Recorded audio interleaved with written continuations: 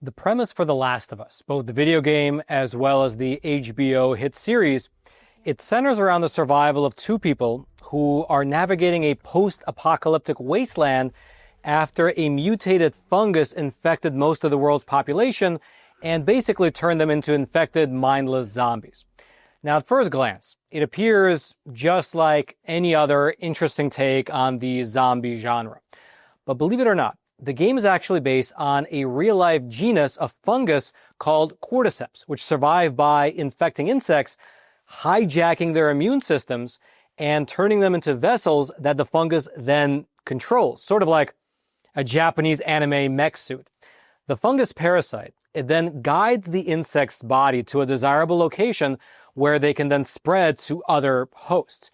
If you ever want to see some creepy but absolutely fascinating nature videos online, just search for Cordyceps take over insects through mind control on YouTube. It basically looks like the insects are alive and well until the fungus makes them bite down into the ground. It's called a death bite, and they're basically stuck there forever.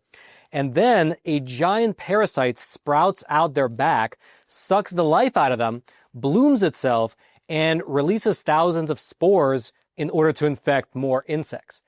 It's brutal to watch. But getting back to The Last of Us, while the concept of a fungus like that being able to turn humans into mindless zombies might still seem far-fetched, there's already mounting concern within the scientific community that actually studies these things that mutating strains of fungi are rapidly evolving in a response to a warmer climate to the point where they're actually beginning to present a real threat to human health.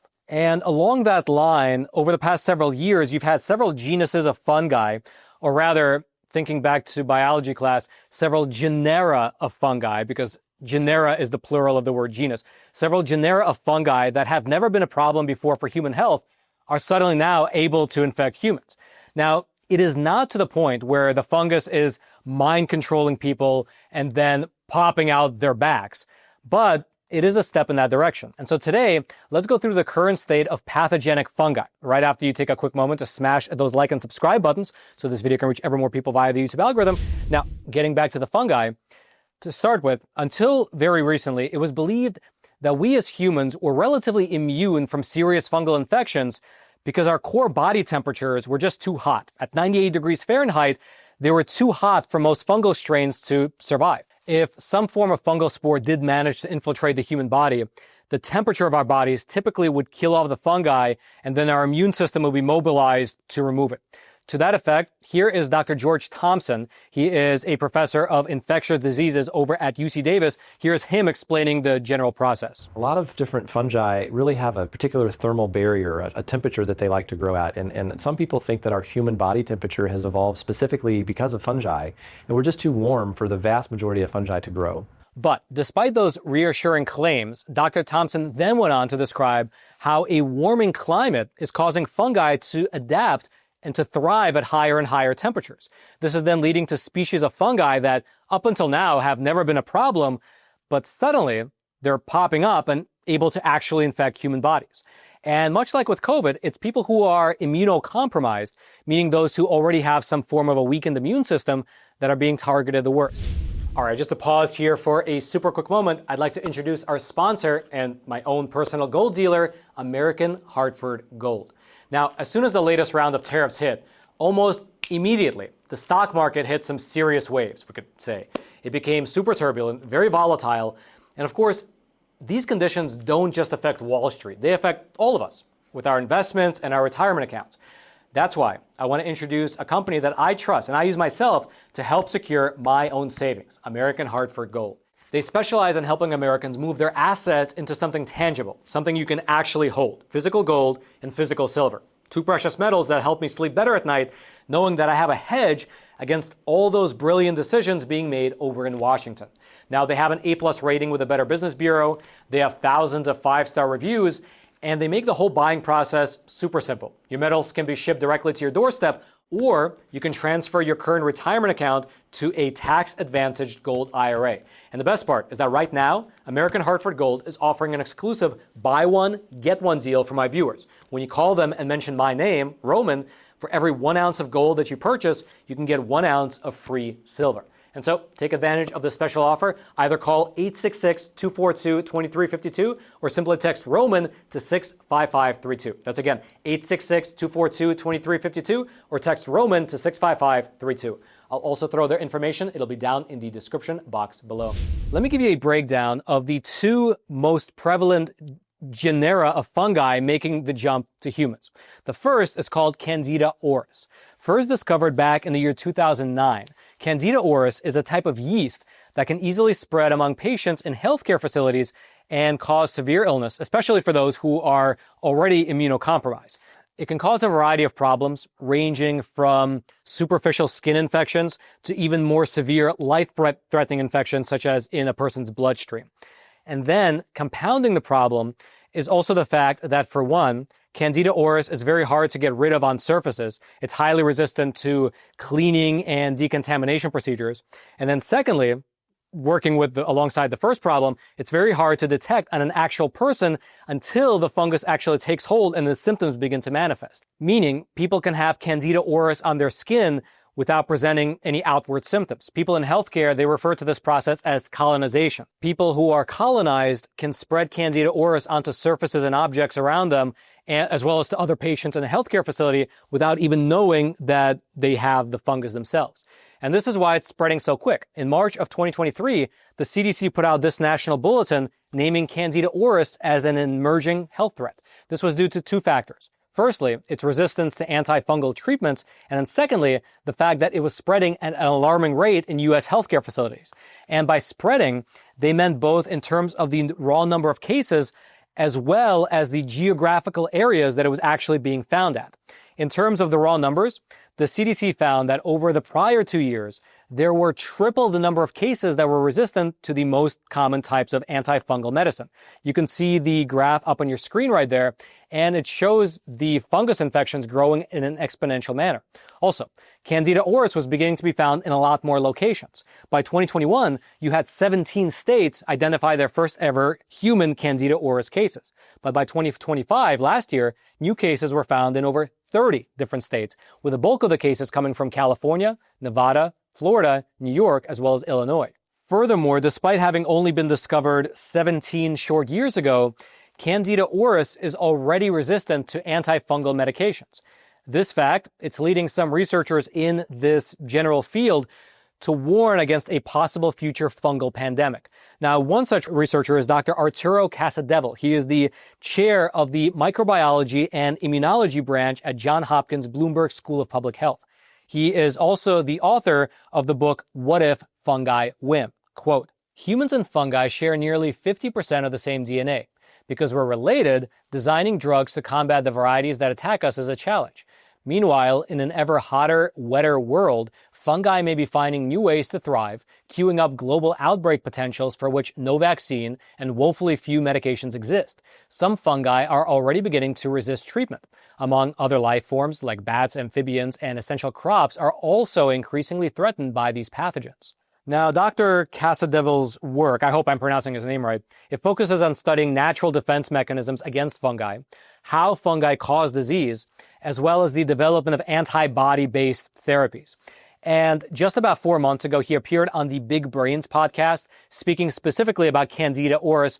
And on that podcast, he laid out the threat that it possesses, even though the current case numbers are still relatively small. Take a listen. And please note, I'm going to speed up that podcast segment a little bit. That way we can just get through it faster. So here is something. This fungus was unknown to medicine till 2009. And then a couple of years later, it begins to show up in patients in 3 different continents. And the isolates are not related. You can't say, well, it happened in Venezuela, happened in South Africa, happened in the Indian subcontinent. You can't say, well, somebody brought it on a plane and infected. No, these things are not related. They're in fact quite different. And now we have a major problem with Candida auris, which is rapidly disseminating and causing problems throughout the United States. So the question I pose to you and to our readers is, what's going on here? A fungus not known to medicine shows up simultaneously in 3 continents, and they are not related. They appear to be independent eruptions. And I give you something. What is the one common denominator? It isn't soils, it isn't culture, it isn't food. It's all 3 places are experiencing global warming. So we have proposed that this is the canary in the coal mine. It is the first example of a fungus that was living in the environment, not bothering any humans, with the capacity to cause disease. But then it adapted. And even though we can treat it, I don't want to scare any listeners off, and even though the likelihood of anybody getting it is very small, the bottom line is the fact that it happens should be a big warning signal. So here is the big concern. The big concern is the fungi are adapted, and if they adapt to higher temperatures, they will defeat our temperature barrier. Because if you have a fungus that can grow, let's use the Fahrenheit scale, above 95 degrees, well, it's not pathogenic today. But if in 2 or 3 years it can go to 98 degrees, well, you're not going to keep them out. Now, moving along, aside from Candida auris, the second troubling fungi that's been raising alarm bells is called Sporothrix. It too has had a recent change in its infection mechanism and therefore has been able to make the jump to target human beings. Now, Sporothrix is what's known as a saprobic fungi, meaning it derives its nutrition from the decomposition of dead or decaying organic material. And for the longest time, Sporothrix could not survive at high temperatures, and therefore it really was not a threat to either animals and or human beings. But in the last few decades, this fungi has made the leap, and certain species of Sporothrix can now do two distinct things. Firstly, they can survive in much higher temperatures than before, and then secondly, they have become dimorphic. Quote, dimorphic fungi are organisms that can switch between two forms, yeast and hypha, during their life cycle, with morphological changes often induced by temperatures. Now that understandably probably was a bit technical sounding, but what it basically means is that certain species of Sporothrix can now grow as molds in the environment at lower temperatures and then switch to a yeast form when they infect a mammal at higher temperatures. And ever since making the leap, Sporothrix has been infecting mostly cats, but other mammals as well, including armadillos, rats, dogs, and even human beings. Now, for the animals, once infected, they shed massive numbers of yeast cells through lesions in their skin, as well as through oral and nasal secretions. These lesions, as well as secretions, can then go ahead and infect humans. Humans can also get infected by getting bitten or scratched. And then, once infected, Sporothrix creates a condition in human beings known as sporotrichosis, a severe skin infection. Symptoms of this infection, they include the presence of colored bumps on the skin that eventually start to pus and become open sores and then spread across the whole body. It can also cause vision impairment as well as lung problems. It's also been found to spread throughout the body, infecting bones, joints, as well as the central nervous system. And unfortunately, just like with Candida auris, Sporothrix's spread has also followed an exponential curve pattern. The first documented case of Sporothrix spreading to a person from a cat was documented in the 1990s. It was a case over in Brazil. But since then, so basically in the span of, let's say, the last 35 years, the CDC now lists it as an emerging public health threat. And to that end, this report right here up on your screen, it was published just 2 years ago in 2024, and it details what researchers call a striking rise in the number of human and animal cases of Sporothrix infection. Quote, a striking rise in both human and animal cases was observed from 2020 to 2023, totalizing 950 human and 2,823 animal sporotrichosis. The study emphasizes the correlation between animal and human cases, as well as the spatial and temporal progression of the disease, moving from downtown areas to the periphery. Now, that last sentence is a reference to what the researchers found, which was that the cases, they appear to be spreading from urban centers to more rural areas. Also, while initially limited just to South American countries, cases of Sporothrix infection are now popping up across the whole globe. In 2023, a report published in Medical Mycology Case Reports identified the first 3 reported cases of the cat-transmitted disease outside of South America. All 3 cases came from the UK after people had some kind of an interaction with an infected cat that was taken abroad years earlier to Brazil. All 3 of those UK patients, they exhibited ulcerated lesions as well as open sores on their skin that were then treated with a months-long course of antifungal agents. Also, all 3 of those UK patients, they were noted to be healthy prior to getting infected. They were not immunocompromised, which, as a fact, indicates that anybody can contract fungal infections. Since then, outbreaks have also been reported over in China, Guatemala, Mexico, Peru, as well as South Africa. Now, here in the U.S., while there have been some reported cases from people who were returning from a trip to Brazil after they were in contact with infected cats over there. Thus far, there have been no just purely US-based cases of Sporothrix infection as of yet. And so there you have it. These are the two pathogenic fungi making the jump to humans that we collectively should watch out for. Now, at the moment, they are still relatively small, and neither of them cause, you can say, the Last of Us style zombie symptoms, but better to still be vigilant. If you happen to be interacting with any cats in South America, be careful about that. And if you find yourself in a healthcare facility, I guess just try to clean things up, but I guess it's resistant to most cleaning agents, so I guess just be careful and try to get out of there as soon as possible. If you want to read more about either Candida auris or Sporothrix, I'll throw my research notes. You'll be able to find them down in the description box below this video, so you can get deeper into the weeds for yourself. Also, if you haven't already, smash those like and subscribe buttons. And then, until next time, I'm your host, Roman from the Epic Times. Stay informed, and most importantly, stay free.